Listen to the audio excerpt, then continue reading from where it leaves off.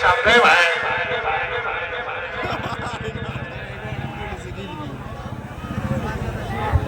चार वेळा सेटअप साठी फोन नाही करायचा भावा. एवढं लक्षात ठेवायचं, बाप बाप असतो आणि पोरग पोरगच असत. आणि कॅबिनेट वाला कधी ऑर्डर घेऊन वाजवत नाही, लक्षात ठेवायचं.